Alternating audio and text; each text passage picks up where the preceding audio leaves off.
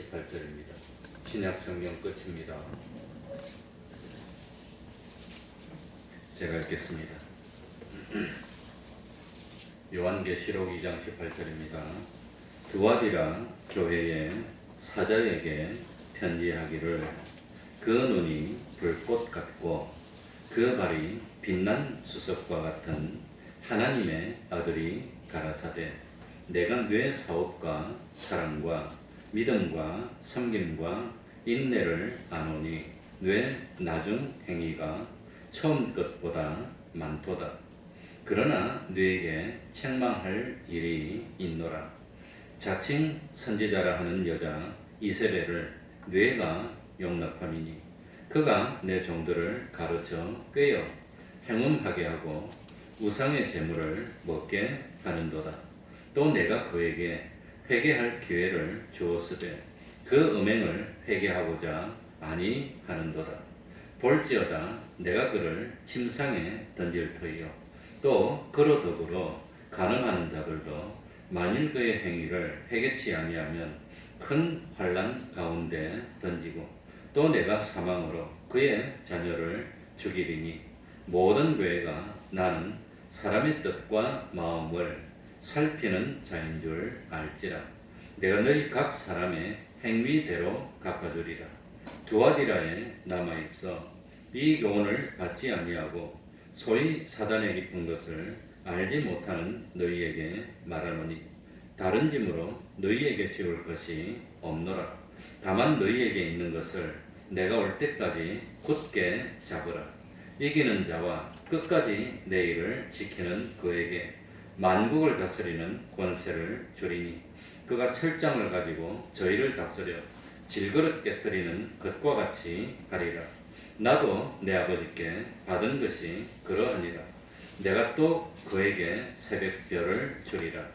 귀 있는 자는 성령이 교회들에게 하시는 말씀을 들을지어다. 아멘.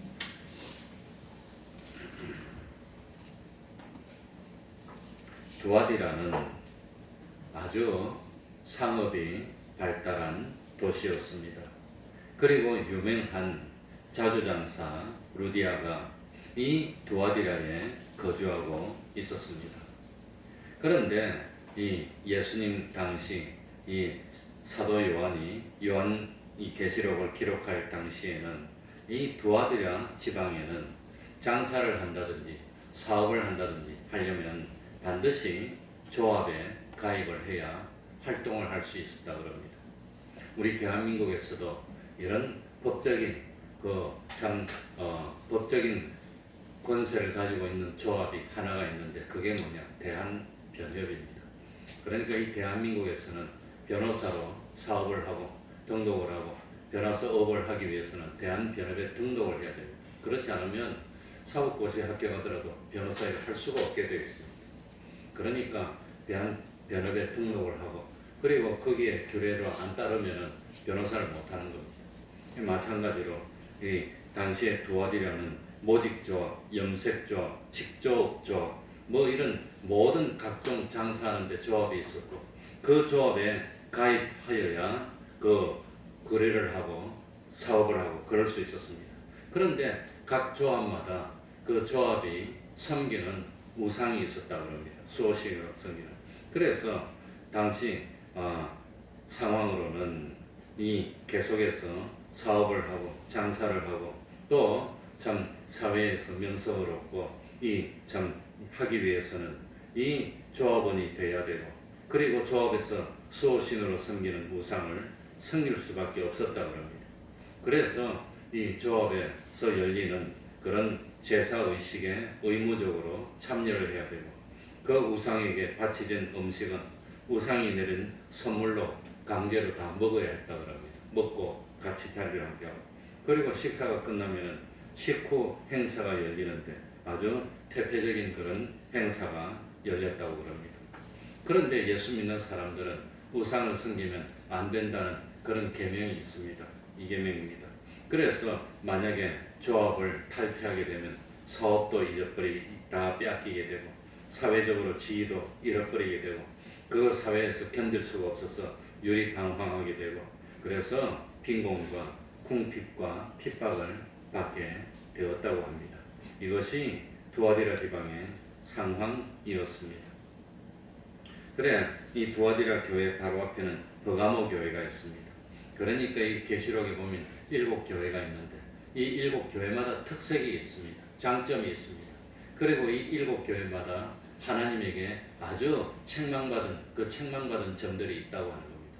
특별히 두아디라 교회는 앞에는 어떤 교회는 그 순교자가 있었고 버가모 교회입니다. 버가모 교회는 순교자가 있었고 그리고 거기에서 참 하나님을 온전히 참 섬기지 못하던 사람들이 있었는데 이 버가모 교회에서 이긴 자들에게는 뭘 줬냐? 감추었던 만나를 줬다 그랬습니다. 만나는 양식입니다. 광야에서 하나님이 내려주셨던 양식인데 이 양식을 먹어야 건강해지는 겁니다. 이 양식을 먹지 않으면 이거는 광야길을 갈 수가 없는 겁니다. 구원의 길을 갈 수 없는 겁니다. 그런데 감추어졌던 만나라고 그랬습니다. 그러니까 이 하나님이 눈을 밝혀주지 않으면 보지를 못하고 발견하지도 못하고 먹을 수 없는 양식입니다. 그런데 이 감추었던 만나는 감추어졌던 양식인데 이 감추어졌던 양식이 뭘까? 정말로 예수 믿는 사람에게 양식이 있는데 양식이 뭘까? 밥을 먹고 고기를 먹는 것만 양식일까? 요한복음에 보면은 요한복음 4장 35절인가? 요한복음에 보면은 우리 예수님이 이 제자들을 보내면서 양식을 사오라 그럽니다. 그러다가 그 사마리아에서 그 여인을 만나서 그 이야기하다가 나에게는 양식이 있는데 그 양식이 뭐냐 그러면 하나님이 뜻을 행해서 온전히 이루는 그것이 양식이라고. 하나님의 뜻을 행해서 온전히 이루면 신앙이 막 자라는 겁니다.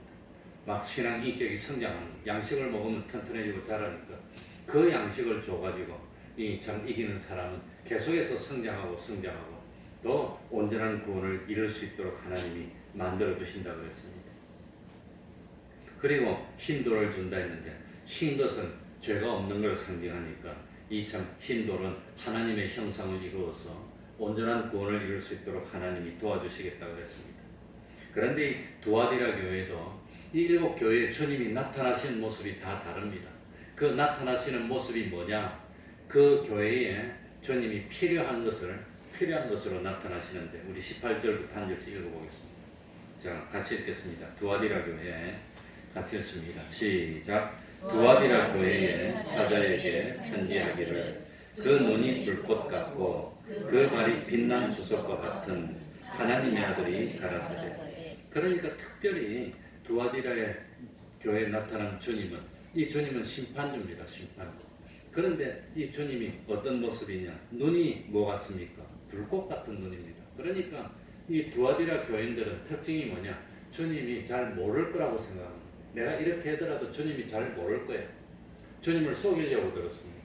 주님을 만홀히 여기려고 들었습니다. 그런데 주님은 불꽃 같은 눈을 가지고 다 살피면 보면 다 아신다는 겁니다. 다 압니다. 주님은 모르시는 것이 없습니다. 주님은 속일 수가 없습니다. 주님은 사람을 딱 보면은 우리 사람은 뭘 보지요? 외모를 봅니다. 그래가지고 잘못 판단합니다. 외모는 딱 보고 외모를 보니까 그럴듯하게 보이고 지성적으로 보이고 이 사람은 정말로 신실하게 보이고 이 모습 가지고 판단하는 게 말이 됩니까? 그게 도대체가 얼마나 그게 참 말이 안 됩니까? 그러니까 사람의 외모만 가지고 판단하면 안 됩니다. 겪어보면은 이 사람은 이 사람은 정말 겪어보니까 진국이구나. 겪어보니까 이 사람은 참 진실되구나. 정말 이분은 참 규칙적이고 약속을 지키고 딱 작정하면 행하시는 분이구나. 이 사람은 말만 하지 순맹탕이구나. 그건 안 겪어보면 알 수가 없어. 외모 보고 그걸 어떻게 압니까? 그러니까 참 우리 주님은 불꽃 같은 눈으로 사람을 중심을 살피는 겁니다. 그런데 두아디라 교회는 하나님이 참 소경인 줄 알고 겉으로 그럴듯하게 하면서 속으로 다른 마음을 품어도 모르겠지. 그렇게 생각했으니까 불꽃 같은 눈으로 나타나셨고 그리고 발이 뭐라 그랬죠? 빛난 주석인데 빛난다는 것은 풀무불에 단련해가지고 탕탕 때려가지고 불순물을 없애고 땅땅한 그야말로 그냥 아주 그냥 단단한 주석과 같은 발을 가지고 있습니다. 왜 예수님이 이 두아디라 교회에 나타나실 때 주석과 같은 발을 가지고 나타나셨을까요? 성경에 보면은 우리 예수 믿는 사람의 신앙생활을 무엇으로 비유했지요? 집을 짓는 것으로. 그러니까 이 두아디라 교회도 신앙생활로서 멋지게 집을 짓는 겁니다. 뭐 건설을 하고 건설해놨는데 겉으로 보면 너무 칼칼한데 보니까 우리 주인이 보니까 아니야, 이건 아니야. 그래가지고 발로 어떻게 하겠단 말입니까? 밟아가지고 부숴버리겠다는 겁니다. 심판할 때 완전히 다 밟아서 부숴버리겠다는 겁니다. 그러니까 사람은 하나님을 속일 수가 없습니다. 우리 주님이 특별히 주석 같은 발이라고 한 것은 2000년 전에 세상에 오셨을 때 발이 상했어요. 못에 박혀 발이 상했어요. 손이 상했어요. 그런데 이제 주님이 참 다시 오시면은 이거는 뭐 참 우리 주님의 발이 튼튼하고 우리 주님이 주석 같은 발, 이건 뭐 그냥 빛난 주석 같은 발한테 밟히면 남아날 게 없어요. 그래서 나중에 이 두아디라 교회 보면 뭡니까? 이 참 재밌게 해놨습니다. 27절에 보면 질그릇 같은 두아디라 교회는 모습이 질그릇입니다. 그건 질그릇인데 그걸 주석으로 밟으면 어떻게 됩니까? 박살나는 겁니다. 박살나는 겁니다. 그러니까 이 성경은 아무런 의미 없이 그냥 대충 적어놓은 게 아닙니다. 단어 하나도 왜 우리 주님이 교회에 나타나는데 불꽃 같은 눈을 가지고 나타나십니까? 겉으로 볼 때는 정말로 참 이 그럴듯해 보이고 신앙도 있는 것 같았는데 근데 우리 주님이 딱 불꽃 같은 눈으로 중심을 보니까 이건 아니야. 그래서 두아디라 교회는 불꽃 같은 눈으로 나타나시고 이 빛난 주석과 같은 발을 가지고 나중에 이게 참 시험을 해가지고 아닌 것은 다 깨뜨리겠다고 하는 겁니다.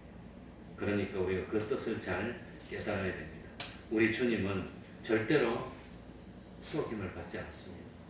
반대로 해서 우리 주님은 절대로 모르시는 것이 없습니다. 아무도 모르는 데서 내가 정말 참 마음 목숨 다 해가지고 충성했는데 누가 알아줄까? 그랬는데 주님은 반드시 다 알아주시는 겁니다. 눈으로 다 살펴서 절대로 잊어버리지도 않습니다. 그런데 이 두아디라 교회의 특징이 이제 19절에부터 나오기 시작합니다. 우리 19절 다 같이 읽어봅시다. 두아디라 교회는 어떤 교회였을까? 내가 같이 읽겠습니다. 시작. 내가 내 사업과 사랑과 믿음과 섬김과 인내를 아노니 내 나중 행위가 처음 것보다 많도다. 우리 말로는 앞에는 사업이라 했고 나중에는 행위가 그랬는데 영어로 보니까 뒤에도 사업입니다. 내 나중 사업이 처음 것보다 많도다. 행위라고 합니다. 그러니까 교회에서 제일 중요한 게 뭐였죠? 일반적으로는 믿음이 제일 중요합니다. 믿음. 그 다음 믿음 다음 단계로 올라가면 뭐가 나오지요? 소망. 최고로 올라가면 사랑. 그러니까 참 사실은 하나님의 사랑, 구속의 사랑이 최고입니다. 그런데 두아디라 교회는 사랑이 제일 앞에 안 나오고 뭐가 더 앞에 나옵니까? 제일 앞에 나온 게 뭐지요? 사업을 강조했던 교회라는 거예요. 사업이 제일 강조해요. 사업이 제일 앞에 나옵니다. 믿음보다도 사업이 먼저입니다. 사랑보다도 사업이 먼저입니다. 섬김보다도 사업이 먼저고 인내보다도 사업이 먼저였다는 겁니다. 그래서 두아디라 교회의 특징은 사업을 중요시했던 교회라는 겁니다. 사업. 그러니까 사업을 강조했던 교회가 두아디라 교회. 그러니까 두아디라 교회의 특징은 뭐냐? 하나님의 이름을 걸고 여러 가지 무엇을 했단 말이지요? 사업을 많이 했어요. 사업을 많이 했어요. 교회에서 제일 중요한 게 뭘까요? 교회에서 복음 전파입니다. 하나님의 말씀이 최고입니다. 성경도 말씀으로 됐습니다. 그런데 말씀보다도 믿음보다도 사랑보다도 뭐가 앞섰지요? 사업.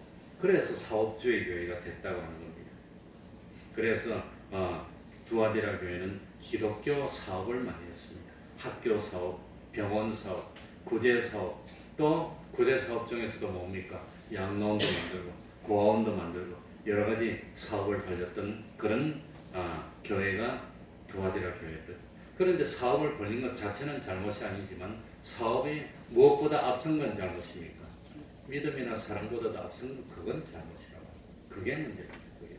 그래서 겉으로 보면은 사업을 하면 바쁩니다. 사람도 많이 필요합니다. 왔다 갔다 합니다. 여기서 사업은 저 뭡니까? 뭐 물건 만들어서 파는 그런 사업이 아니라 교회에서 하는 사업을 말하는 겁니다. 그래서 참 규모가 점점 늘어나고 그 규모가 늘어나다 보니까 이게 일이 많아지다 보니까 자연적으로 금액이 왔다 갔다 하게 되고 나중에 처음에는 믿음으로 사람을 구원하는 중심으로 했는데 하다 보니까 나중에 어떻게 됐단 말입니까? 사람을 구원하는 그것보다도 그냥 사업 자체를 위해 가지고 늘리고 이렇게 됐다는 겁니다. 그래서 대한민국에 처음에 기독교가 들어왔을 때 우리 장로교는 사업을 안 했습니다. 사업 이전은 장로교는 학교 세운 게 거의 없어요. 고아원도 없고 뭐 이런 거 병원도 거의 없어요. 장로교는 거의 대부분 감리교회, 침례교 이런 데서 사업을 많이 했습니다. 그래가지고 감리교, 침례교 이런 데서는 병원 학교를 굉장히 많이 지었습니다. 그래가지고 이 병원을 통해서 사람을 고쳐주고 복음을 전해야 되겠다. 처음엔 정말 순수하게 시작하는 겁니다. 이 미국 선교사들이 와가지고 우리나라에 처음에 재종원이가 병원을 만들고 얼마나 좋은 일도 많이 하고 그래가지고 그 뭡니까 그 선교사가 참 길거리 가다가 아이를 하나 만나서 주일학생을 전도하고 그 주일학생이 백정의 아들이었는데 아버지가 죽게 됐어.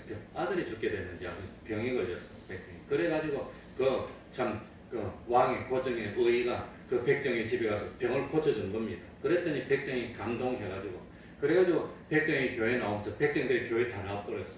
그래가지고 교회가 백정이 많아서 백정교회가로 유명해진 교회가 성동교회입니다. 우리 장로교회 백정 100년대 제일 오래된 교회가 그 교회가 그렇게 생겼어요. 처음에는 병원 해가지고 보험 사업도 많이 했는데 근데 하다 보니까 이 병원이 점점 커졌어. 의사도 많이 되고 의사 월급도 많이 줘야 되고 그러다 보니까 건물도 필요하고 약도 사야 되고 그러나 이 일이 커지다 보니까 사람 전도하고 그건 없어지고 병원 유지가 문제 됐어. 그래가지고 우리 대한민국에서 제일 유명한 기독교 계통의 교회가 어느 병원이지요? 세브란스 병원. 이 세브란스 병원이 그것을 교회에서 시작했는데 그런데 장로교에서 한 건 아닙니다. 이게 아마 침례교에서 했는지 감리교에서 했는지 잘 모르겠습니다. 그래가지고 세브란스 병원을 시작했는데 지금 세브란스 병원이 얼마나 보험사업을 합니까 못합니까? 거의 못해. 그냥 병원만 키우는 거예요. 돈은 제일 비싸게 받아. 시설은 좋고 그렇지만 물론 거기도 원목실이 있습니다. 원목도 있고 그런데 그건 거의 형식적이 됐고 거의 뭐 그 병원에서 뭐 보험사업을 하고 선교사를 파송하고 그렇지 않아요. 그냥 막 그래 처음 순수한 마음으로 했는데 하다 보니까 사업이 되고 그래도 사업을 하다 보니까 병원장하고 관리하면 월급을 받게 되고 의사를 채용하게 되고 이런 데서 이권이 생기게 되고 점점 그래서 처음에 그 순수하던 마음은 다 없어지고 이제는 그냥 경영하고 늘리는 게 그게 주가 돼버렸어. 지금 세브란스 병원 가가지고 예수 믿게 된 사람 누가 있나요? 뭐 복음합니까? 그 다음에 연세대학도 마찬가지입니다. 이 뭡니까? 세브란스하고 연세하고 이제 합했는데 그 연세 세자가 세브란스입니다. 근데 처음에 학교를 만들 때는 의도가 좋았어요. 이 학교를 만들어서 복음을 가르쳐 가지고 하나님의 사람을 양성하려고 했습니다. 처음엔 실제로 그렇게 많이 했어요. 그런데 10년 지나고 20년 지나고 학교가 법에 따라서 규모를 갖춰야 되고 선생님도 있어야 되고 학생도 있어야 되고 교사 건물도 있어야 되고 이래 되다 보니까 학생이 많고 선생님을 많이 뽑고 그래가지고 뽑다 보니까 선생님 뽑을 때마다 우리 교회 나와야 되고 내가 아는 어느 기독교 재단의 그 학교에 고등학교인데 그 고등학교는 서울에 있는 고등학교는 굉장히 큰 데입니다. 거기에 우리 내 다니던 교회 장로님 딸이 그 학교에 교사로 들어가는데 조건 자기 교회에 나와서 11조를 하는 게 조건입니다. 그래가지고 다니던 교회를 떠나서 그 재단의 교회 말만 하면 알만한 대한민국의 대표적인 큰 교회입니다. 그것도 몇만 명이 나오는 교회입니다. 그 교회 다니면서 실제로 주일날 출석은 안 하고 11조만 딱 내고 자기는 우리 교회 다니고 다니던 교회 다니고 그랬는데 지금도 그러고 있어요. 수십 년이 흘렀는데도 그러고 있어요. 그러면서 교사도 채용하면서 그런 사람 채용하고 교장도 채용하고 하다 보니까 월급도 받고 이권도 생기고 지금은 학교를 통해서 보험 전하는 것은 그건 어린 방편어치도 없는 말이 되고 그저 학교입니다. 그래가지고 그 학교도 뭡니까 부산에도 보면 기독교 재단에 유치원도 있고 초등학교, 중학교, 고등학교, 대학교까지 다 있어요. 이런 학교가 많은데 그 많다 보니까 교직원도 수백 명이 넘고 뭐 직원들도 수백 명이 넘고 그러다 보니까 경영하다 바쁘다 보니까 이거는 뭐 학교 사업이다. 그리고 지금 연세대학도 처음에 세웠던 기독교 교단입니다. 이 기독교 교단에서 뭡니까? 우리 교단에서 이사들을 파견했는데 몇 년 전에 신문에 났어요. 교단에서 보내는 이사를 안 받겠다고 해서 끝나버렸어요. 처음 시작은 그래야 되는데 나중에는 그건 거의 뭐 그냥 사업이 돼버렸고 처음에 그 기독교 정신은 다 없어지고 말았습니다. 부산에 있는 그 어떤 신학교도 처음에 시작할 때는 신학교를 했는데 하다 보니까 신학교만 있으면 됩니까? 다른 과도 넣어야지. 그래가지고 하나도 넣고 둘도 넣고 이러다가 종합대학이 됐어. 그 종합대학이 되고 나는데 의대도 생기고 법대도 생기니까 뭐 변호사도 만들고 의사도 내고 그러다 보니까 신학과는 쪼그라져가지고 거의 없어지게 됐고 시작할 때는 순수하게 했는데 나중에는 그리 돼버렸다는 거예요. 그래가지고 참 이게 뭡니까? 사업주의가 사업이 위주지 보험은 안대가 됐다고 하는 겁니다. 이게 사업주의라고 하는 겁니다. 그러니까 뭐 지금도 어떤 게 그것 자체가 나쁜 건 아닌데 그게 믿음보다 사랑보다 앞서게 됐어. 그래 문서선교도 하고 이런 것도 하는데 결국은 문서선교는 뭡니까? 말은 문서선교인데 책 만들어서 출발하는 사업이 돼가지고 이 사업하면서 1년에 결산을 합니다. 저도 그 어디 저 뭡니까 이천동에 있는 그 큰 유명한 교회 한 6, 7개월 가서 교육을 받았는데 완전 사업체입니다. 사업. 거기에 목사님도 우리한테 와서 고백을 해요. 이건 뭐 예수 믿는 건지 사업하는 건지 모르겠고 1년 지나면 결산을 하는데 수입이 얼마고 지출이 얼마고 얼마나 나서 많이 남으면 그냥 사업체예요. 사업체. 책을 몇 권 출발해서 얼마를 팔았고 모자라는 건 안 되고 결국은 그리 되고 말았다는 겁니다. 그래서 19절에도 보면 내 나중 사업이 처음 것보다 많아져 그 사업은 잘 되고 그러니까 저명하게 되고 뭐 참 이름도 내고 돈도 많이 벌고 왔다 갔다 했지만 보니까 복음 없어지고 말았다는 겁니다. 그게 두아리라고 합니다. 그러니까 말세의 교회가 어떤 모습으로 바뀌냐 점점 그런 모습으로 바뀌어갈 거라. 그거 하면 재미도 나고 흥청망청하겠지만 본래 예수 믿는 모습은 그거 아닙니다. 그래서 순수하게 거의 대부분의 장로교회 보수적인 교회들은 복음 전하는 거 그것만 하지 다른 건 안 합니다. 순수하게 그것만 하지 다른 건 안 합니다. 20절에 보세요. 그러나 너에게 책망할 일이 있노라. 자칭 선지자라 하는 여자 누구를 용납하리니 이세벨을 용납하면 안 되는데 이세벨을 용납했다면 이세벨은 상징입니다. 상징.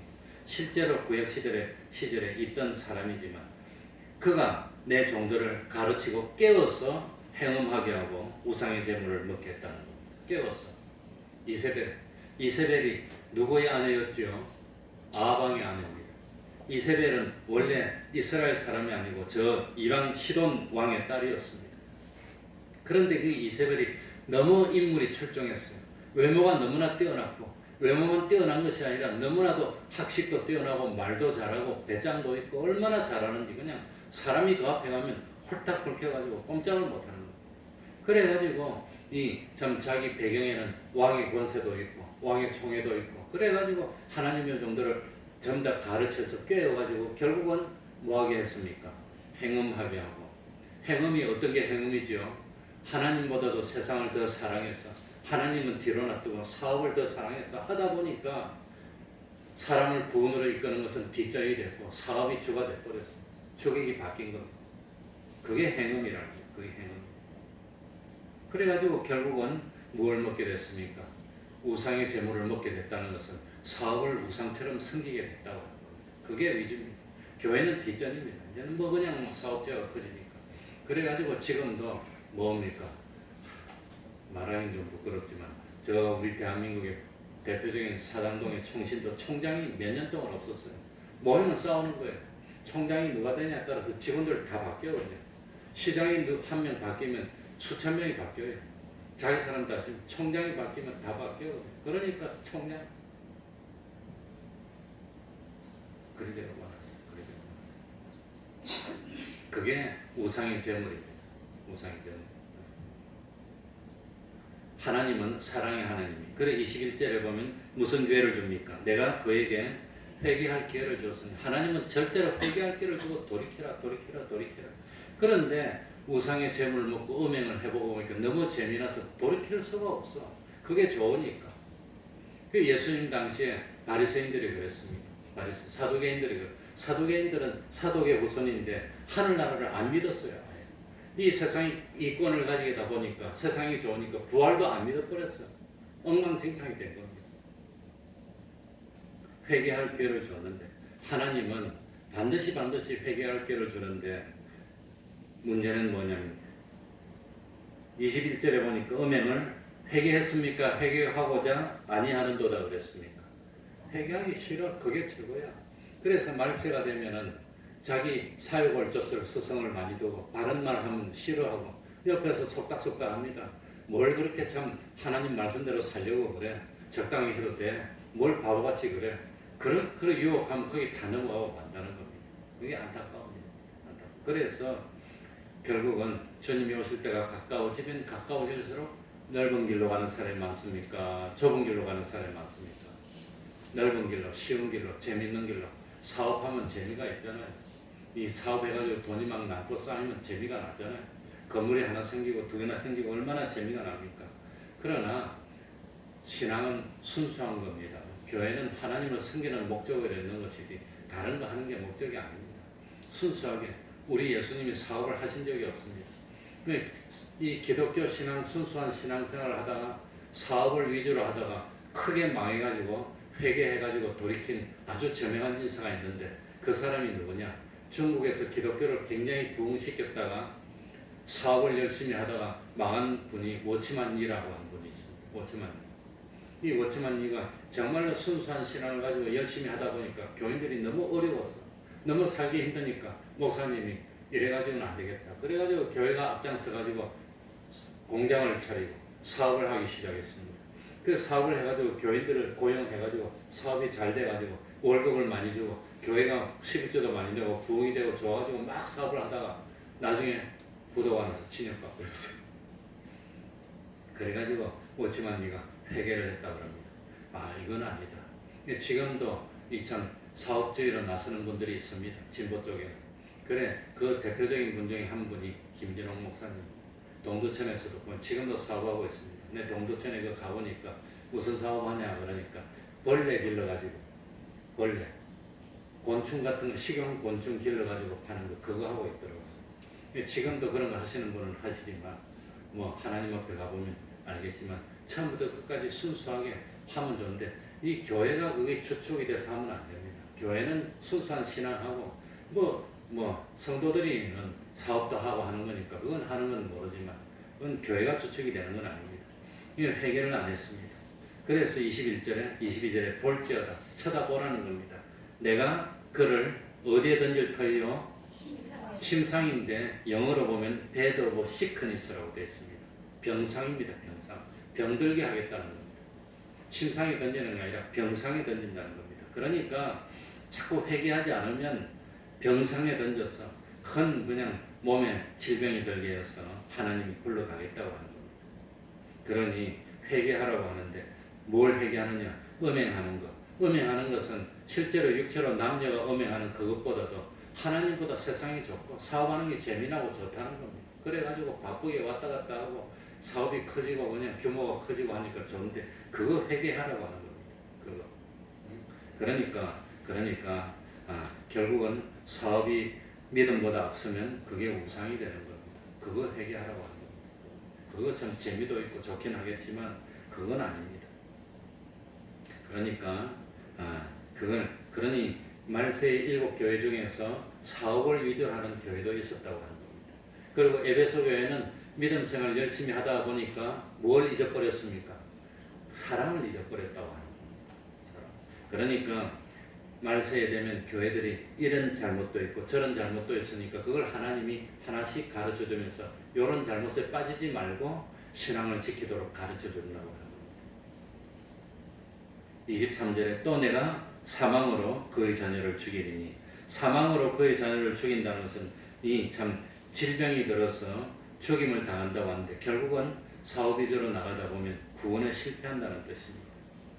모든 교회가 나는 사람의 무엇과 무엇을 살피는 자인 줄 알지라 뜻과 마음을 그러니까 겉으로 깃발을 세울 때는 뭘 깃발을 세우지요? 하나님을 세우고 복음을 앞장서서 하겠다고 하는 겁니다. 그런데 눈을 들어보니까 뜻을 보니까 중심이 잘못됐다고 하는 거예요. 그래서 우리는 하나님은 결과보다도 뭘 중요하게 여기겠습니까? 마음, 동기를 중요하게 여기는 그게 하나님입니다. 그래. 사람도 사람을 살필 때, 사람은 보통 사람을 판단할 때 외모를 딱 보고 저 사람 촌스럽다, 저 사람은 뭐 신식이다, 뭐 그런 식으로 판단하는데 그건 아닙니다. 그건 잘못. 그래서 사람을 판단할 때 외모를 가지고 판단하는 사람이 제일 수준이 낮은 사람, 100% 실패입니다. 그리고 두 번째는 뭘 가지고 판단하지요? 뭐 들어보고? 말만 듣고. 말도 양쪽에서 다 들으면 되는데 한쪽의 말만 듣고 그거 듣고 씩씩거리고 막 오고 그건 수준이 말할 필요도 없는 사람입니다. 그러니까 두 번째로 수준이 낮은 건 말만 듣고 판단하는 사람은 다 실패입니다. 말 잘하는 사람일수록 누굴까요? 사기꾼입니다. 얼마나 말 잘하는지 모릅니다. 외모를 잘 꾸미는 사람일수록 누굴까요? 늑대입니다. 엄마처럼. 누가 나보고 참 잘생겼다 그러는데 늑대입니다. 그게 넘어가면 큰일 납니다. 껍데기가 멀쩡한 사람 치고 제대로 생긴 사람 없습니다. 그러니까 사람 판단할 때 외모 가지고 판단할 때 사기꾼들이 외모를 허술하게 할까요? 그럴까요? 그거 보고 판단하면 그건 어리석은 사람. 그리고 말만 듣고 말을 그렇다면 사기꾼 줄 알면 됩니다. 사기꾼. 그러니까 외모 보고 판단하는 거고 말 듣고 판단하면 그건 높은 수준 날 가치도 없는 사람들입니다.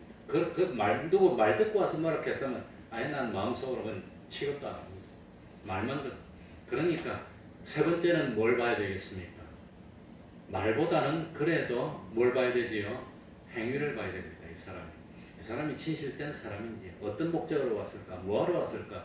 행위를 보는 겁니다. 근데 그 행위도 속이려면 얼마든지 속입니다. 어떤 사람은 3년, 4년도 속입니다. 행위도. 그러니까 그 행위만 보고도 판단하는 것이 그렇게 쉬운 건 아닙니다. 그러니까 참 이 사람들이 연애할 때는 어떻게 된다 그러죠? 눈에 뭐가 씌었어? 또풀이 씌가지고 이건 그냥 그러니까 그런 거 보고 판단하고. 그래서 제가 신학교 다닐 때 유명한 손봉호 교수님한테 배웠는데, 손봉호 교수님은 중매가 아니고 주례해달라고 오면은 몇 년 사귀었냐 물어본답니다. 그래요. 1년 이상 안 사귀었으면 주례 안 해준답니다. 그리고 사귀면서 몇 번 싸워봤냐 물어본답니다. 한 번도 안 싸워봤다 그러면 주례 안 해준답니다. 왜냐하면 그거 다 사기꾼일 수 있고 못 믿을 상태. 그러니까 오랫동안 사귀면서 죽다가 격렬하게 싸워봤으면, 싸웠는데도 불구하고 서로 합칠 수 있으면 그건 괜찮다는 겁니다. 그러니까 연애할 때는 잘해주기만 하고 그냥 양보만 하고 하는 사람은 대부분 사기꾼일 가능성이 많다는 거예요. 세상에 그런 사람 없습니다. 완벽한 사람 없습니다. 나보고 그냥 가짜라고 우리 욕을 하는데 완벽한 사람은 텔레비전밖에 없어요. 보기 싫으면 탁 끄면 잔소리도 하고, 보고 싶으면 탁 끄면 웃겨주고, 또 슬프면 재밌는 것도 탁 해주고. 그건 텔레비전하고 살아야지. 사람이 그리 됩니까 그게? 그런 사람 없어요. 그래서 그 다음에는 행위보다도 어떤 사건이 생겼을 때 일 처리하는 거 보면 압니다. 일 처리할 때 좀 편하게 하기 위해서 편법도 쓰고 그러는 사람은 틀렸다는 겁니다. 속이기도 하고. 그러지 않고 힘들고 어렵더라도 진리대로, 영감대로, 하나님의 말씀대로 하나씩 둘씩 처리하는 그런 일 처리를 어떻게 하나. 그거 보면 사람은 제법 이제 알 수 있습니다. 그러니까 무슨 사고가 났고 했을 때 일 처리하는 걸 딱 보면 이건 참 온전히 처리하는지, 양심적으로 처리하는지, 아니면 적당히 속이는지, 요거 보면 좀 드러납니다. 그리고 일 처리하는 것보다 더 중요한 것은 이 사람의 중심이 뭔가, 도대체 이 사람의 중심이 뭔가, 그걸 볼 줄 알아야 됩니다. 그러니까 사람을 판단하는 게 얼핏 보고 외모 보고 야 마음에 든다, 말하는 거 착 잘하니까 아이 됐다 그건 100% 실패입니다. 그리고 제일 마지막에 이 사람의 소망이 뭔가, 이 사람의 인생의 목표가 뭔가. 그래, 나는 우리 사모하고 결혼할 때 참 이 사람의 인생의 목표가 뭔가 목회해가지고 하나님 섬기겠다는 거예요. 초창기에는 내 전도사 때는 맨날 나보고 죽으라고 그랬어. 그따위로 하려면 죽으래. 알았어. 여러 사람 괴롭히지 말고 죽으래. 집에 앉아있지 말고 교회 가서 철야하래. 금식하고 밥 먹지 말래. 못 살겠더라고요. 얼마나 볶아져야 되는지. 그래도 내가 30년을 견디고 살았습니다.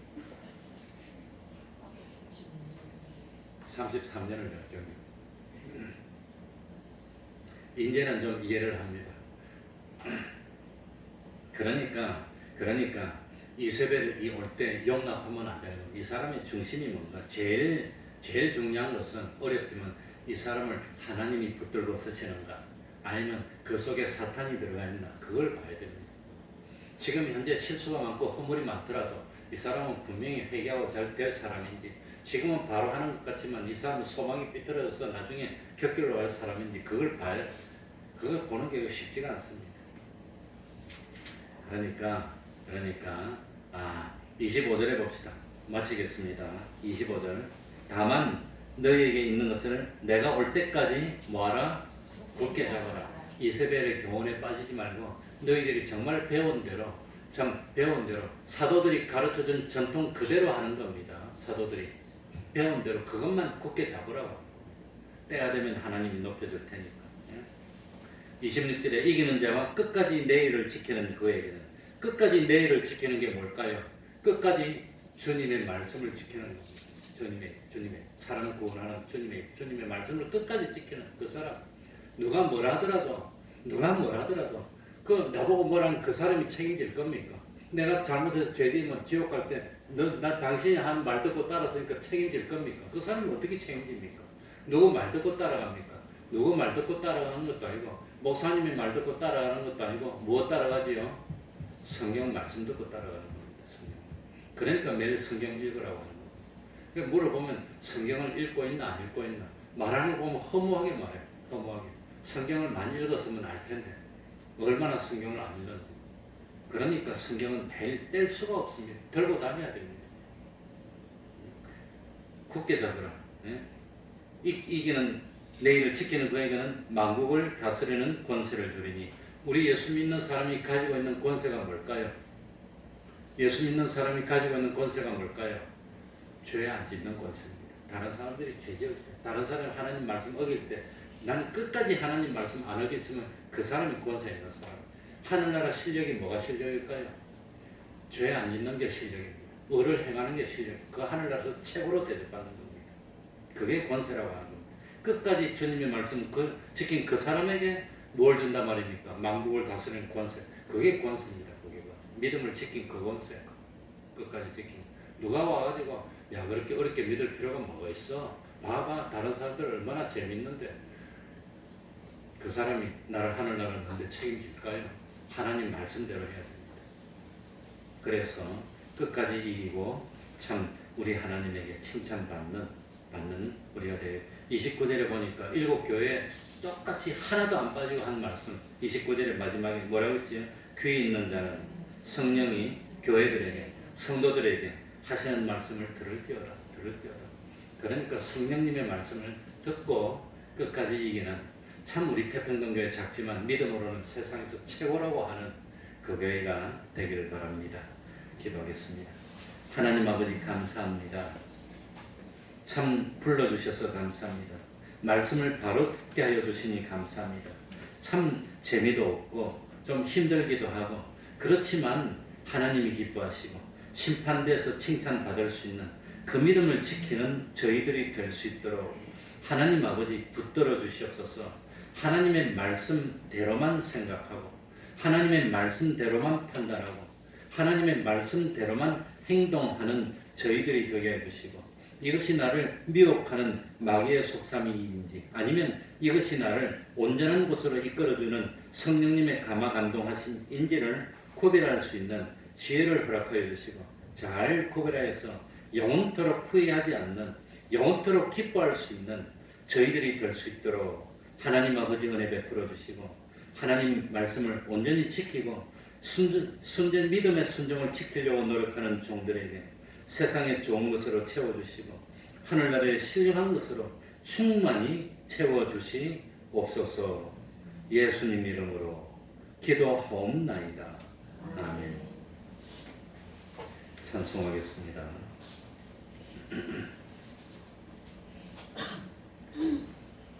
269장입니다. 269장입니다.